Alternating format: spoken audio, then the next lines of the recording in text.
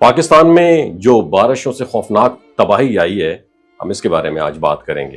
اس وقت ہم ایک ایسی حقیقت کا سامنا کر رہے ہیں جو اب روزمرہ کی بات بنتی جا رہی ہے۔ بارشوں کا وہ سلسلہ جو کبھی خوشی کی علامت سمجھا جاتا تھا، اب خوف کی علامت بن چکا ہے۔ ہر نیا دن ایک نئی تباہی، ایک نیا المیہ اور نئی امیدوں کا خاتمہ لے کر آ رہا ہے۔ لیکن اصل سوال یہ ہے، ہم اس مسلسل خطرے سے کچھ سیکھ بھی رہے ہیں یا نہیں سیکھ رہے؟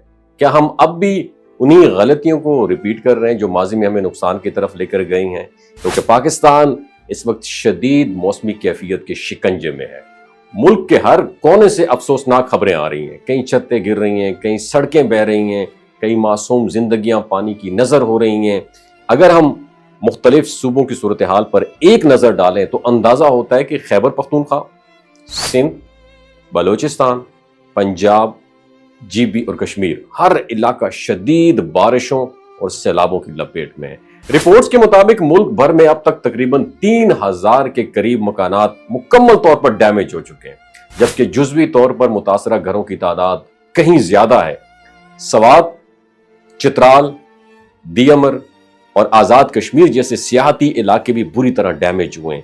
کئی مقامات پر سیاحوں کی گاڑیاں ریلوں میں پھنس گئی ہیں اور لوگوں کو گھنٹوں، بعض اوقات دنوں تک ریسکیو آپریشن کا انتظار کرنا پڑا اور کئی لوگ سیلاب کی نظر بھی ہو گئے۔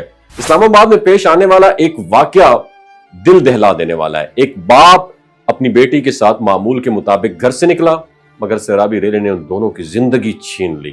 یہ حادثہ ان تمام افراد کے لیے ایک لمحہ فکری ہے جو سمجھتے ہیں کہ شہری علاقے، ذاتی گاڑیاں اور پختہ سڑکیں انہیں مکمل تحفظ دے سکتی ہیں۔ اس طرح دیامر میں ایک مکمل فیملی جو محض خوشی کے چند لمحے گزارنے کے لیے نکلی تھی، دریائے ریلے کی نظر ہو گئی اور سینکڑوں گاڑیاں اب بھی ملبے تلے دبی ہوئی ہیں اور کئی افراد ابھی تک لاپتہ ہیں۔ اور یہ سب کچھ صرف قدرتی آفت نہیں، اس میں ہماری اپنی غفلت کا بھی بہت بڑا ہاتھ ہے۔ حکومت کی جانب سے پیش کی وارننگ دی جاتی ہیں، ایمرجنسی الرٹس جاری کیے جاتے ہیں، لیکن لوگ پھر بھی احتیاطی تدابیر اختیار نہیں کرتے۔ اکثر شہری علاقوں میں لوگ معمولات زندگی کو ایسے جاری رکھتے ہیں جیسے کچھ بھی نہیں ہوا۔ سید پور، مری، راولپنڈی، حتیٰ کہ اسلام آباد جیسے منظم علاقوں میں بھی تباہی دیکھی گئی ہے۔ ان جگہوں پر موجود انفراسٹرکچر بھی بارشوں کا مقابلہ نہ کر سکا، جو ظاہر کرتا ہے یہ خطرہ صرف دیہی یا پہاڑی علاقوں تک محدود نہیں رہا۔ ہمیں اب سنجیدگی سے سوچنا چاہیے کہ یہ غیر معمولی بارشیں اور طوفان اب وقتی آزمائش نہیں بلکہ مستقل چیلنج بنتے جا رہے ہیں۔ ہمیں اپنی پالیسیز، انفراسٹرکچر اور رویوں میں تبدیلی لانا ہوگی، عوامی شعور کو اجاگر کرنا ہوگا تاکہ آئندہ کوئی معصوم جان صرف لاپرواہی کی وجہ سے ضائع نہ ہو۔ اپنے گھروں میں محفوظ رہنا کمزوری نہیں، عقل مندی ہے۔ اگر موسم کی شدت بڑھ رہی ہے تو اس کے مقابلے میں ہمارا طرز عمل بھی رسپانسبل ہونا چاہیے۔ اگر ہم نے اب بھی سبق نہ سیکھا تو آئندہ برسوں میں یہ بارشیں صرف پانی نہیں بلکہ تباہی کا سیلاب بن کر ہمیں بہا لے جائیں گی۔